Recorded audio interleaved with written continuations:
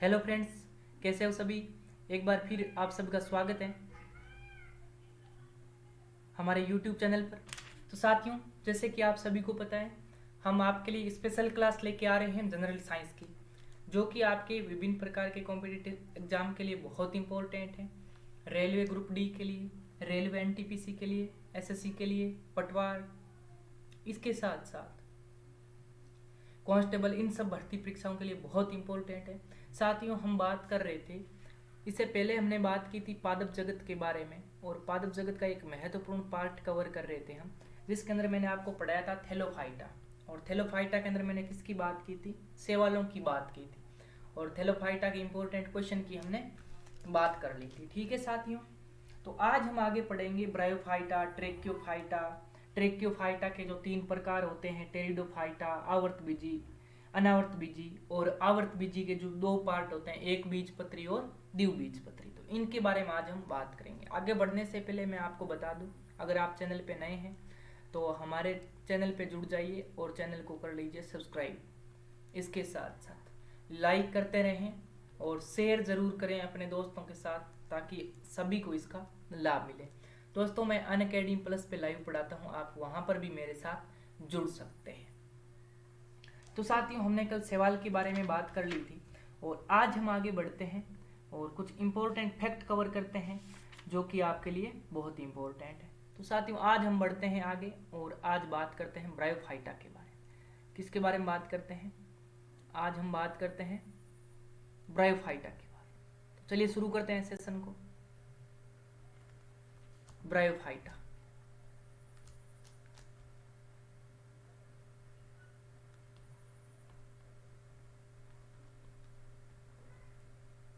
Bryophyta. तो bryophyta के बारे में बेसिकली देखें तो आपको तीन चार बातें याद रखनी है, जो कि बहुत इंपॉर्टेंट है। ये जो भ्रूण बनाने वाले पादप होते हैं, भ्रूण बनाने वाले पादप उनमें शामिल है।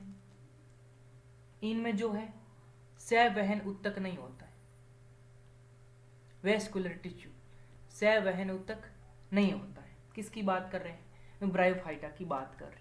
ठीक है, इसके साथ साथ ये जो पौधे होते हैं, ये पौधे साथियों आपके स्थलीय, स्थलीय और छायादार और नम, स्थलीय, छायादार और नम, इन स्थानों पर ये उगते हैं।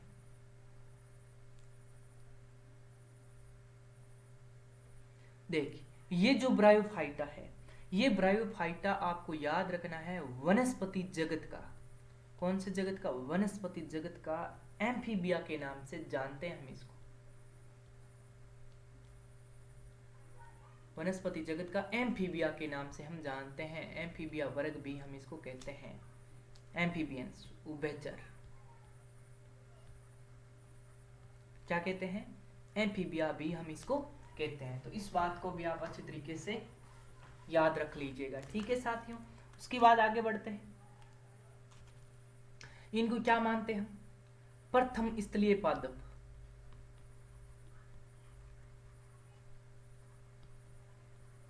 ये बात भी आप ध्यान रखिएगा। ठीक है, इसके बाद आगे बढ़ते हैं।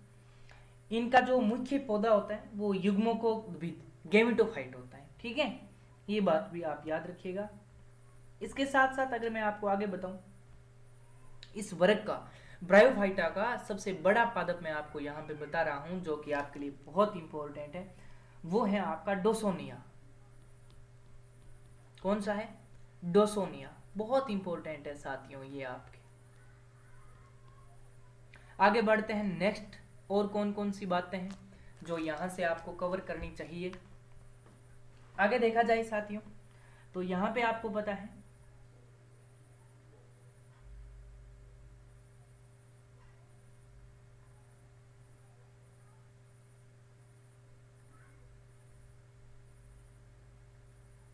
इसका बात करते हैं महत्व की। इसका महत्व क्या होता है? ब्रायोफाइटा वर्ग का महत्व क्या है, इसकी बात करते हैं। महत्व, इंपॉर्टेंस क्या है? ये मर्दा अपर्दन को रोकने के लिए इंपॉर्टेंट है। पहली बात, ये मर्दा अपर्दन को रोकने में सक्षम है। मर्दाप्रदन को रोकते हैं, पहली बात। उसके बाद अगर हम साथियों आगे बढ़े, इसके अंदर जल अवशोषण की क्षमता पाई जाती है ब्रायोफाइटा के अंदर।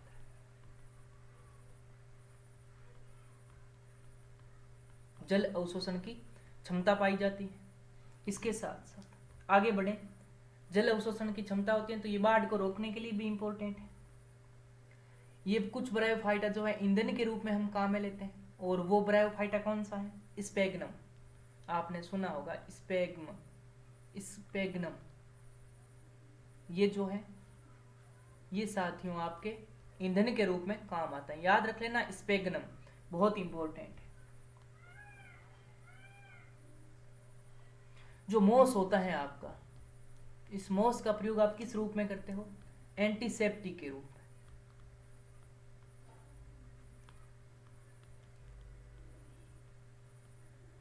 एंटीसेप्टिक के रूप में, ठीक है। और कुछ जो है हम इसको भोज्य पदार्थों के रूप में भी यूज में करते हैं, भोज्य पदार्थों के रूप में। तो यह है आपका ब्रायोफाइटा का महत्व है। मैंने यहाँ पे आपको बताया मृदा अपरदन को रोकने में सक्षम है, इसके साथ साथ इसमें जल अवशोषण की क्षमता होती है, जिसके कारण हम बोल सकते हैं कि ये बाढ़ रोकने में भी सहायता करती है, ठीक है। फ्लूड इसको रोकने में सहायता करती है, ठीक है। इसके साथ साथ ईंधन के रूप में भी हम ब्रायोफाइटा का काम में लेते हैं, मुख्य रूप से स्पेगनम। मोस जो है ये एंटीसेप्टिक के रूप में काम करता है, भोज्य पदार्थों के रूप में भी हम इसको काम में लेते हैं। नेक्स्ट बढ़िए आगे सभी, आगे हम बात करते हैं वर्गीकरण। इस ब्रायोफाइटा का वर्गीकरण के अंतर्गत आपको कुछ बातें ध्यान में रखनी है जो एग्जाम में सीधी सीधी आती हैं आपसे। इसको कितने भागों में बांटते हैं? इसको हम बांटते हैं 3 भागों में। कितने भागों में? 3 भागों में। वो 3 भाग कौन कौन से? नंबर 1 हिपेटोकोप्सिडा। कौन कौन से? हिपेटोकोप्सिडा।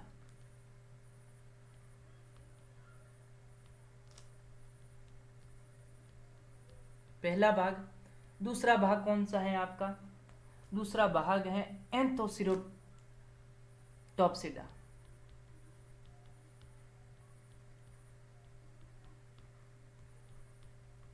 और तीसरा भाग कौन सा है? तीसरा है ब्रायोप्सिडा। ये 3 भाग हैं जो बहुत इंपॉर्टेंट है, ठीक है साथियों। अब हम बात करते हैं, इस हिपेटोकोप्सिडा को हम लीवरवर्ट के नाम से भी जानते हैं। लीवरवर्ट, क्या कहते हैं? लीवरवर्ट। इसके अंतर्गत, लीवरवर्ट के अंतर्गत कौन कौन से आते हैं? रिक्सिया, मार्केंसिया, ये आते हैं। इसके बाद हम आगे बढ़ते हैं, आगे बात करते हैं एंथोसिरोटॉप्सिडा की बात करें, या फिर इसे हम कहते हैं हॉर्नवर्ट। क्या कहते हैं साथियों? हॉर्नवर्ट के नाम से इसको हम जानते हैं। आपने हॉर्नवर्ट और लीवरवर्ट दोनों शब्द सुने हुए होंगे, और जो कि आपके लिए बहुत इंपॉर्टेंट। तो हॉर्नवर्ट, इसके अंतर्गत कौन कौन से आते हैं? एंथोसिरोस आते हैं। कौन आते हैं? एंथोसिरोस।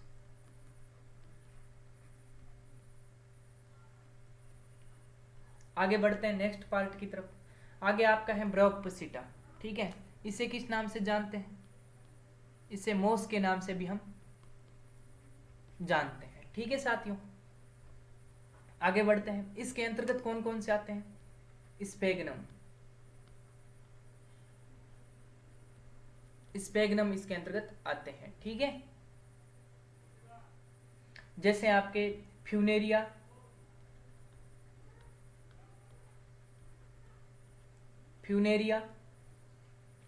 ये सब आते हैं, ठीक है साथियों। और आपको यहां से एक बात बता दूं, जो आपके फर्स्ट वर्ल्ड वॉर हुआ था उसके अंदर आपके स्पेगनम को काम में लिया गया था। किसको काम में लिया गया था? स्पेगनम को। प्रथम विश्व युद्ध के दौरान किसके लिए? घावों को भरने के लिए। घावों को भरने के लिए, जो घाव होते हैं उसको भरने के लिए। अब हम बात करते हैं कुछ इंपॉर्टेंट और बातें यहां से। तो आपको यहाँ पे मैं बता दूं, जो आपका डाउसोनिया होता है, डाउसोनिया ब्रायोफाइट, ये जो डाउसोनिया ब्रायोफाइट है ये जो है सबसे बड़ा ब्रायोफाइटा है, सबसे बड़ा ब्रायोफाइटा। ठीक उसी प्रकार से मैं आपको बता रहा हूं जो आपका जियोप्सिस होता है, जियोप्सिस, ये जो है ये साथियों आपके सबसे छोटा है,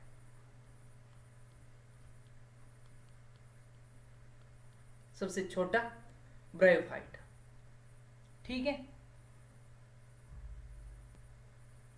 जो आपके संवहन तंत्र होता है, संवहन तंत्र, इसका न होना, ये विद्यमान न होना ब्रायोफाइटा की मुख्य विशेषता है, जो कि मैंने आपको यहाँ पे बता दी है। स्टेटमेंट के रूप में यहाँ से क्वेश्चन आएंगे ब्रायोफाइटा से रिलेटेड।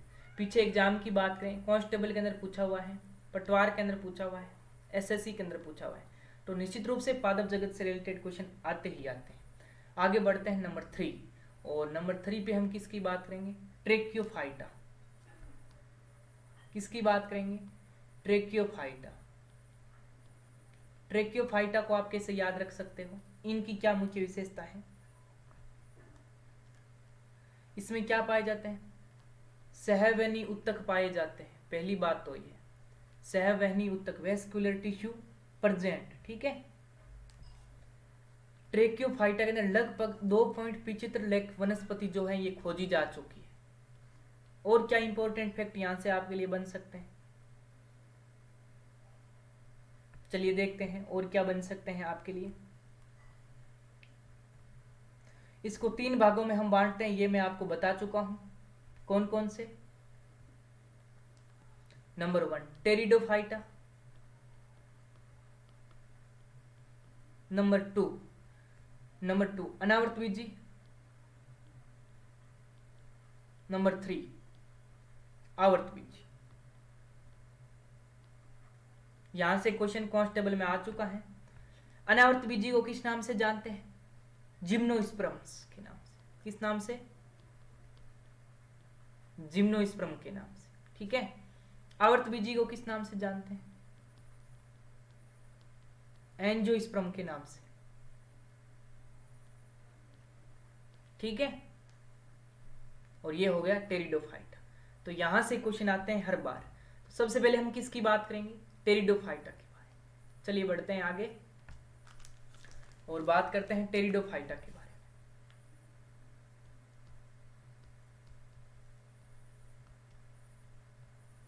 चलिए टेरिडोफाइटा की बात करते हैं। टेरिडोफाइटा के बारे में देखा जाए साथियों, इसके अंदर जो आपके अपुष्पोद्भिद होते हैं उनको शामिल किया गया, अपुष्पोद्भिद पहली बात। ठीक है,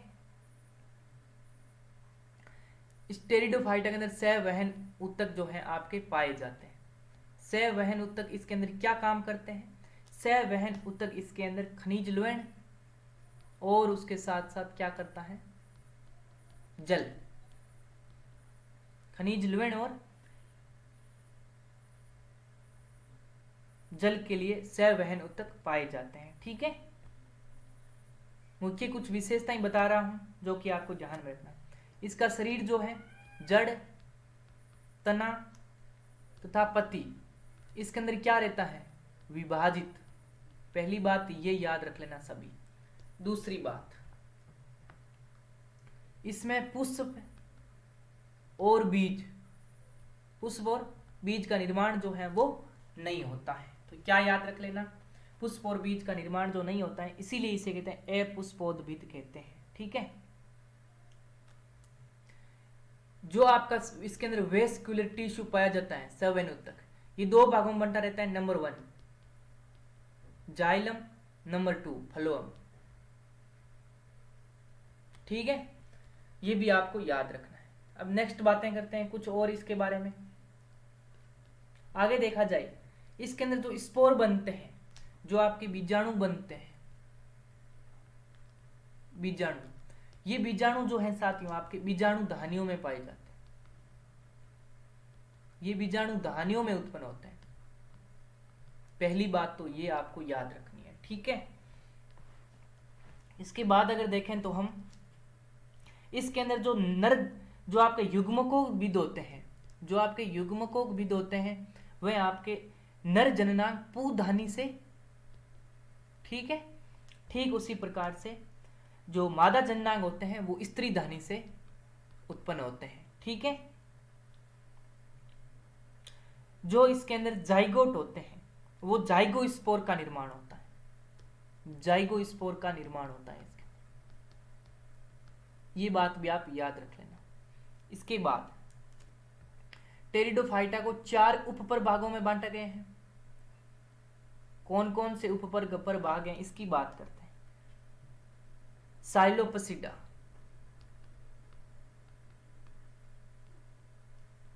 इसके साथ साथ लाइकोपसीडा, ठीक उसी प्रकार से स्पेनोपसीडा, ठीक उसी प्रकार से टेरोप्सिडा, ठीक है।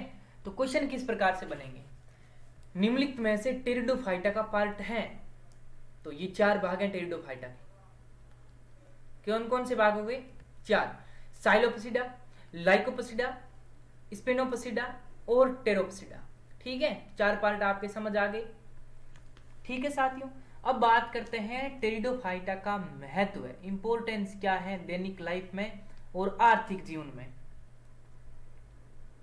जो आपके लाइकोपोडियम होता है, शब्द सुना होगा सबने, लाइकोपोडियम। ये जो लाइकोपोडियम टेरिडोफाइटा है ये बीजाणु के रूप, ये जो आपके हैं लाइकोपोडियम के जो बीजाणु हैं वो किसके रूप में काम में लेते हैं, दवाई के रूप, किस रूप में, दवाई रूप में। इसके साथ साथ सब्जी के रूप में भी हम कुछ को काम में ले रहे हैं, जैसे हम बात करें मार्सिलेरिया, ठीक है, ये सभी आपके हो जाएंगे। ठीक उसी प्रकार से हम आगे बढ़ें तो टेरिडियम होता है, टेरिडियम ये चारे के रूप में काम में लेते हैं हम, टेरिडियम को चारे के रूप में, पशुओं के जो चारे बनते हैं उसमें करते हैं। सिलेजिनेला होता है, उसमें पुनर्जीवन का गुण पाया जाता है, किसमें, सिलेजिनेला में। सिलेजिनेला जो टेरिडोफाइट्स होते हैं उसमें पुनर्जीवन का रूप पाया जाता है, इसी कारण इसको मेजों पर सजावट के रूप में हम काम में लेते हैं। ठीक उसी प्रकार से एक्विसिटम हो गया,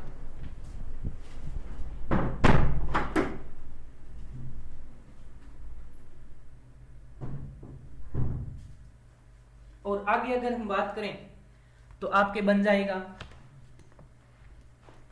इक्विसिटम, जो कि टेरिडोफाइट से सोना प्राप्त करते हैं, ठीक है। अब बात करें फरन, जो है फरन, आपने एक वर्ड शब्द सुना होगा फरन, ये जो है काफी फेमस है टेरिडोफाइटा का पादप, ठीक है। इसके साथ साथ हम बात करें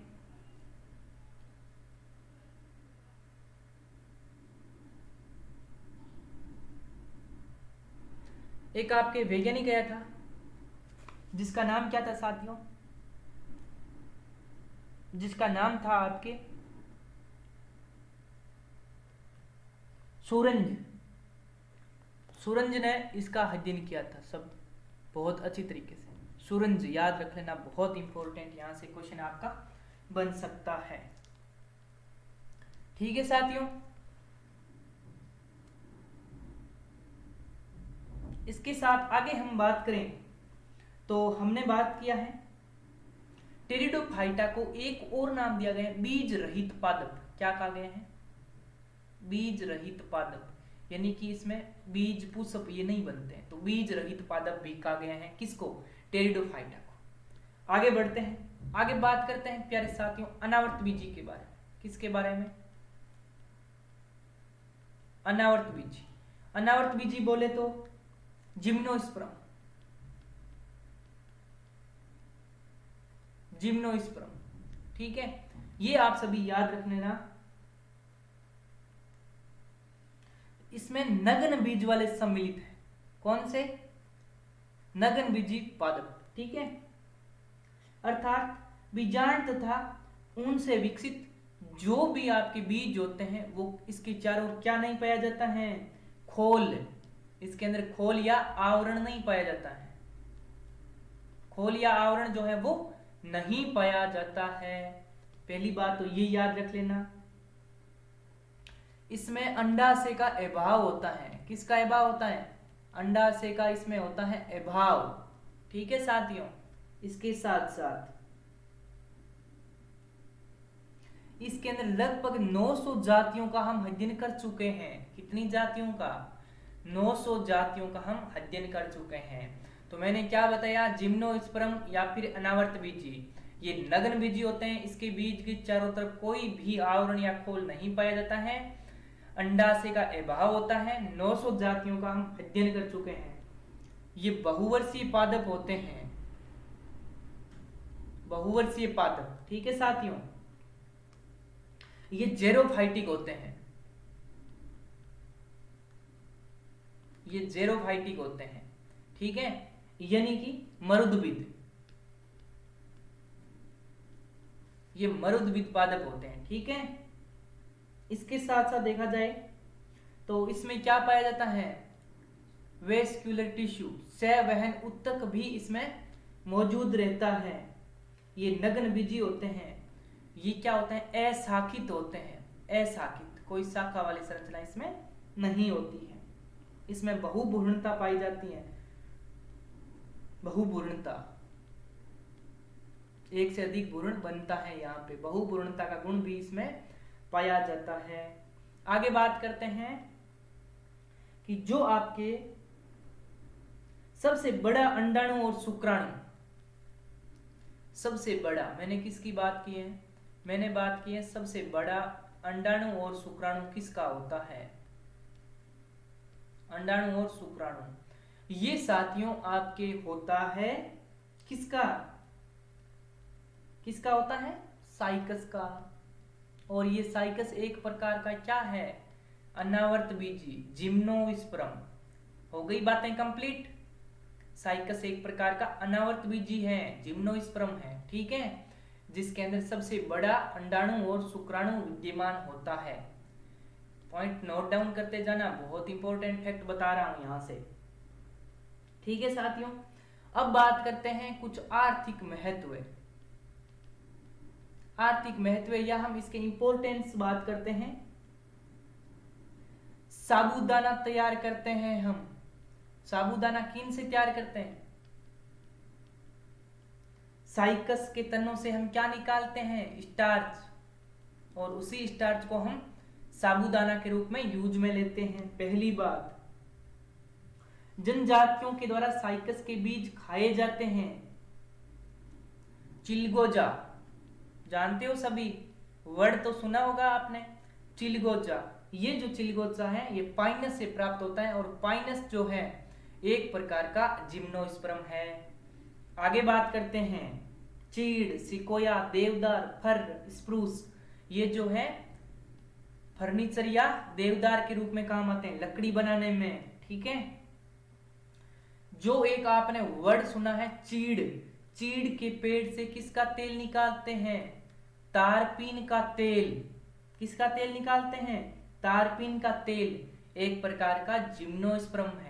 ठीक है साथियों, टेनिन का उपयोग चमड़ा तथा सही बनाने में करते हैं। टेनिन एक प्रकार का जिम्नोस्पर्म है। ठीक उसी प्रकार से बहुत से इंपॉर्टेंट फैक्ट मैं आपको यहाँ पे बताने वाला हूं, जहां से सीधे सीधे एग्जाम में क्वेश्चन बन रहे हैं साथियों। ठीक है, मैं बात करता हूं साइकस की पत्तियों से झाड़ू बनाया जाता है।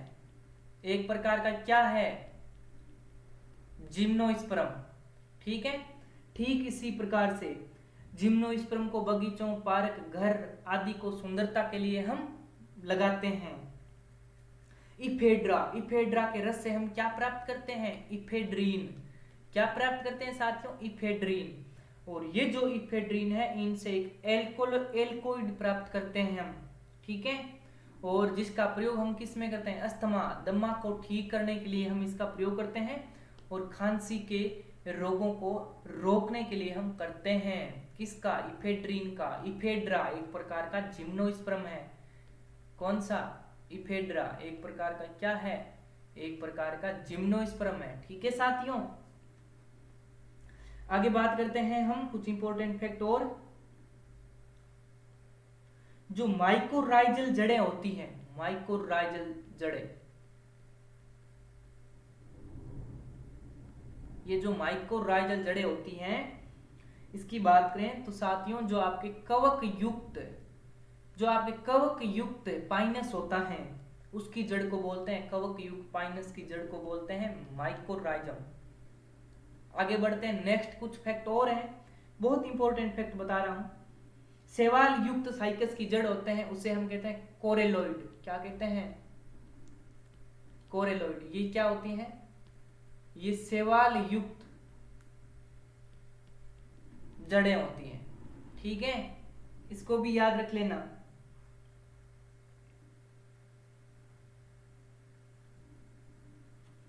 अब बात करते हैं सबसे अधिक गुणसूत्र जो है किस जिम्नोस्पर्म में होते हैं। सबसे अधिक गुणसूत्र की अगर यहाँ पे मैं बात करूं साथियों तो ओफियोग्लोसम, जो कि आपका एक प्रकार का क्या है, फर्न है, ओफियोग्लोसम फर्न, इनमें होते हैं, ठीक है। साइकस को क्या कहते हैं? ये जो आपका साइकस है इसे क्या कहते हैं? जीवित जीवाश्म के नाम से हम इसको जानते हैं, ठीक है साथियों। जिम्नोस्पर्म को बाहरी आकृति और आंतरिक आकृति के आधार पर दो भागों में बांटते हैं। कौन कौन से? साइकेडी और कोनिफेरी। नंबर 1 पे है साइकेडी, नंबर 2 पे है कोनिफेरी, ठीक है। साइकेडी में आपके आते हैं साइकस और आपके कोनिफेरी में आते हैं पाइनस, सीड्रस, गिकंगो आदि। तो यहां पे आपका समाप्त हो रहा है जिम्नोस्पर्म अर्थात अनावर्त बीजी, जो कि इंपॉर्टेंट फैक्ट बनते हैं यहां से मैंने आपको बता दिए हैं। आगे बढ़िए नेक्स्ट मेरे प्यारे साथियों, आगे हम जिस टॉपिक की बात करने वाले हैं वो है आपका आवर्त बीजी। क्या है? आवर्त बीजी, ठीक है। आवर्त बीजी के बारे में अगर मैं आपको सीधी सीधी बात बताऊं तो बीज जो है सदैव आवरण युक्त पाए जाते हैं। पहली बात, बीज खोल युक्त पाए जाते हैं या फिर आवरण युक्त। अगर आवरण युक्त पाए जाते हैं तो फल के अंदर ही रहते हैं, बीज जो है फल के अंदर पाए जाते हैं। ठीक इसी प्रकार से शाक, झाड़ियां, वृक्ष ये तीनों प्रकार के हो सकते हैं, शाक, झाड़ियां और वृक्ष ये आपके हो सकते हैं। बात करते हैं इंपॉर्टेंट इनके लक्षण कौन कौन से होते हैं। आवर्त बीजी को आप क्या बोलते हो? एंजियोस्पर्म। क्या बोलते हो साथियों? एंजियोस्पर्म, ठीक है। अब बात करते हैं इंपॉर्टेंट फैक्ट, इंपॉर्टेंट लक्षण किसके? आवर्त बीजियों के। चलिए शुरू करते हैं। इसमें जनन के लिए, किसकी बात कर रहे हैं? जनन के लिए मुख्य अंग जो होता है वो पुष्प होता है। क्या होता है? पुष्प होता है। ठीक उसी प्रकार से इसमें क्या पाया जाता है? इसमें पाया जाता है डबल फर्टिलाइजेशन, ठीक है। ठीक उसी प्रकार से अगर साथियों में आगे बढ़ूं तो आपके लिए इंपॉर्टेंट फैक्ट बनता है ये जो है आपके सेप्रोफाइट यानी कि मृदुपजीवी, परजीवी, सहजीवी, कीटभक्षी और स्वपोषी, इन सब में ये पाए जाते हैं, ठीक है। सहजीवी, परजीवी, कीटभक्षी, स्वपोषी इन सब में ये पाए जाते हैं। ये सामान्यतः स्थलीय पादप होते हैं, स्थलीय पौधे। आगे बढ़ते हैं नेक्स्ट है, इसमें जो है संवहन तंत्र, ये जो आपका संवहन तंत्र होता है ये बहुत अच्छी तरीके से विकसित हुआ होता है। वर्गीकरण, अब बात करते हैं हम किसके? आवर्त बीजों के वर्गीकरण की। साथियों मुख्य रूप से मैंने आपको बता दिया है एक बीजपत्री और उसके साथ साथ द्विबीजपत्री। एक बीजपत्री और द्विबीजपत्री में हम किसको सम्मिलित कर रहे हैं? हम सम्मिलित कर रहे हैं हमारे आवर्त बीजी को, ठीक है। सबसे पहले हम किसकी बात करते हैं? सबसे पहले हम साथियों बात करते हैं एक बीजपत्री के बारे में। एक बीज पत्री की अगर यहाँ पे मैं आपके साथ में बात करूं तो इसमें बीज जो है केवल एक बीज पत्र में होता है, यानी कि इसमें केवल एक बीज पत्र पाया जाता है। दूसरी बात, जड़ें जो होती हैं इसकी ये ज्यादा विकसित नहीं होती है। ठीक उसी प्रकार से इसमें कैम्बियम नहीं पाया जाता है। जो आपका कैम्बियम होता है, कैम्बियम 7 पूल में कैम्बियम नहीं होता है इसमें, ठीक है। एक बीजपत्री के कुल बता रहा हूं, कुल, ठीक है। एक बीजपत्री पादपों के कुल बता रहा हूं। लिलियेसी, लिलियेसी, उसके बाद ग्रेमिनी, उसके बाद आपको मैं बता रहा हूं पालमी, उसके बाद मैं आपको बता रहा हूं म्यूजेसी, ठीक है। इनके उदाहरण लिख रहा हूं साथ में। और ये उदाहरण कब पूछा गया लिलियेसी का? एसएससी 2016 में लिलियेसी का उदाहरण आ गया है। लिलियेसी का उदाहरण ध्यान में रख लेना, लहसुन, प्याज, सतावर, किसके हो जाएंगे? लिलियेसी के, ठीक है। बात करता हूं ग्रेमिनी की। किसकी बात करता हूं? ग्रेमिनी की। ग्रेमिनी में याद रखना गेहूं, ठीक है, मक्का, ठीक है। इसके साथ साथ चावल, ठीक है। इसके साथ साथ गन्ना, इसके साथ साथ बाजरा, ठीक उसी प्रकार से बांस, दूब घास, जौ, ये सब, ठीक है। किसके एग्जाम्पल है? ग्रेमिनी। गेहूं इंपॉर्टेंट है, बाजरा इंपॉर्टेंट है, चावल इंपॉर्टेंट है, मक्का इंपॉर्टेंट है। ये किस कुल से बिलोंग करते हैं? ग्रेमिनी कुल से। ग्रेमिनी कुल ये एक बीजपत्री पादप है, ठीक है। ये एक बीजपत्री पादपों के कुल बता रहा हूं मैं आपको। पालमी की बात करता हूं आगे। पालमी, पालमी में याद रख लेना नारियल, ठीक है। इसके साथ साथ ताड़, सुपारी, खजूर, ताड़, सुपारी, खजूर, ये किसके हैं? पालमी के। अब बात करता हूं म्यूजेसी के बारे में। म्यूजेसी का याद रख लेना केला। तो साथियों मैंने यहां पे क्या क्या बताया है, मैंने आपको ये बताने की कोशिश की है जो आपके एक बीजपत्री होते हैं। आवर्त बीजियों को हमने दो प्रकार से बांटा, एक बीजपत्री और द्विबीजपत्री में। एक बीजपत्री में जड़ें विकसित नहीं होती हैं, 7 पूल में कैम्बियम नहीं पाया जाता है, इसमें एक बीजपत्र होते हैं। इसके कुल बताए हैं मैंने 4, लिलियेसी, ग्रेमिनी, पालमी और म्यूजेसी। लिलियेसी में मैंने आपको बताया लहसुन, प्याज, सतावर। ग्रेमिनी में मैंने आपको बताया गेहूं, मक्का, चावल, गन्ना, बांस, बाजरा, जौ। उसके बाद पालमी में मैंने आपको बताया है नारियल, ताड़, सुपारी, खजूर। और म्यूजेसी में मैंने आपको बताया है केला, ठीक है साथियों।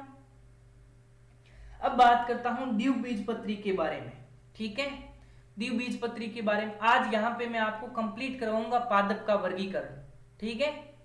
सब अंत तक रहना, बहुत कुछ सीख के जाओगे। आगे बात करते हैं द्विबीजपत्री के बारे में। द्विबीजपत्री बीज जो है 2 पत्रों में विद्यमान होता है, तो 2 बीजपत्र इसमें पाए जाते हैं। कितने बीजपत्र? 2 बीजपत्र। आगे बढ़ते हैं नेक्स्ट। इसमें 7 पूल के अंदर क्या पाया जाता है? कैम्बियम पाया जाता है। ठीक उसी प्रकार से इसमें जो सेकेंडरी ग्रोथ होती है, द्वितीयक वृद्धि, वो भी पाई जाती है, ठीक है।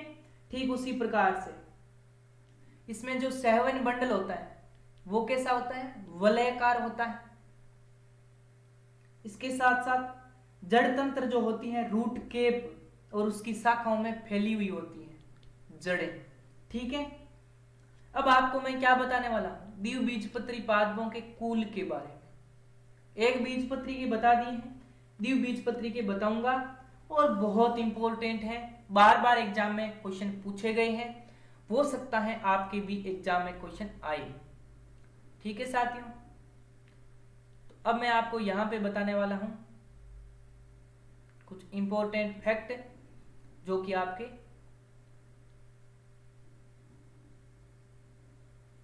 चलिए हम आगे बढ़ते हैं नेक्स्ट। साथियों नंबर 1 पे याद रखना क्रूसीफेरी। कौन सा? क्रूसीफेरी। आगे कौन सा याद रखोगे? मालवेसी। क्रूसीफेरी के बाद कौन सा याद रखोगे? मालवेसी। मालवेसी के बाद क्या याद रखोगे? मालवेसी के बाद आपको याद रखना है लेग्यूमिनेसी। क्या याद रखना है? लेग्यूमिनेसी बोल दो, लेग्यूमिनेसी बोल दो। इसके बाद आप क्या याद रखोगे? कंपोजिटी। कंपोजिटी। इसके बाद क्या याद रखोगे? रूटेसी। क्या याद रखोगे? रूटेसी। इसी प्रकार से क्या याद रखोगे? कुकरबिटेसी। कुकरबिटेसी। ठीक साथियों, इसके बाद आगे बढ़ते हैं रोजेसी। क्या याद रख लोगे? रोजेसी। ठीक इसी प्रकार से मिरिटेसी। मिरिटेसी। और कौन सा बच गया? और आपका बच गया अम्बेली फेरी। अम्बेली फेरी। और कौन सा बच गया? सोलेनेसी। और आगे देखा जाए अंत के अंदर तो रेननकुलेसी। मैंने यहां पे क्या बताया? द्विबीजपत्री। ठीक है, आवर्तबीजी का पार्ट था द्विबीजपत्री, जिसके कुल के बारे में हमने बात की। अब मैं आपको यहां पे बताऊंगा इसके सदस्य कौन कौन से हैं। तो सबसे पहले बात करते हैं अम्बिली फेरी के बारे में। अम्बिली फेरी के एग्जाम्पल बता रहा हूं। धनिया, कई बार पूछा गया है धनिया। ठीक है, कोरेंड्रम सेटावियम, जीरा। ठीक है, जीरा। कुमिनम साइनेनम। इसके साथ साथ बोला जाए लौंग, लौंग, सौंफ और गाजर। ये गाजर कब पूछी गई? एसएससी एमटीएस के अंदर। कौन सी वर्ग की है? अम्बेली फेरी की। बात करते हैं सोलेनेसी के बारे में। सोलेनेसी का याद रख लेना आलू, इसके साथ साथ बैंगन, इसके साथ साथ लाल मिर्च, लाल मिर्च, इसके साथ साथ तंबाकू,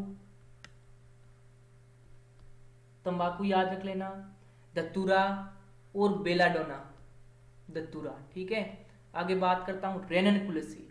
रेननकुलेसी में याद रख लेना बटर कप, बटर कप। और क्या याद रख लेना? काला जीरा, काला जीरा। क्या याद रह जाएगा?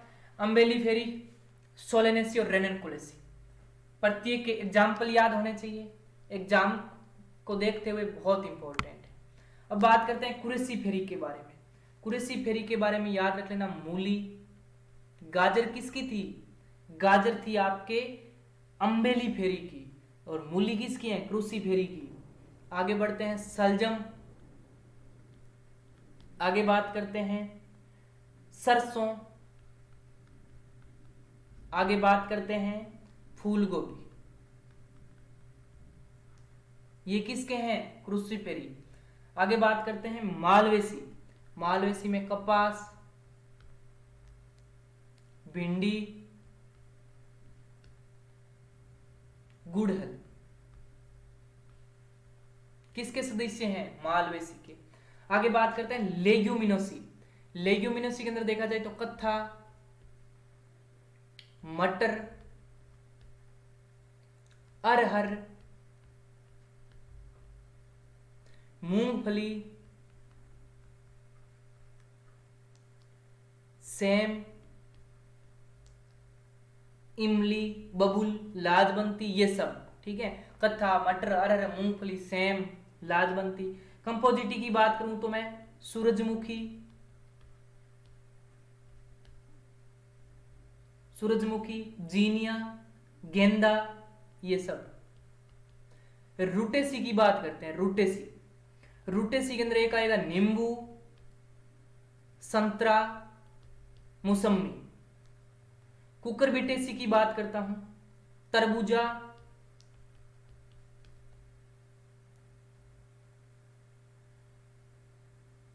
ठीक है, तरबूजा, खरबूजा, कद्दू, ये सब आ जाएगा। इसके बाद बात करते हैं रोजेसी। रोजेसी की बात करें तो सेव, नाशपाती,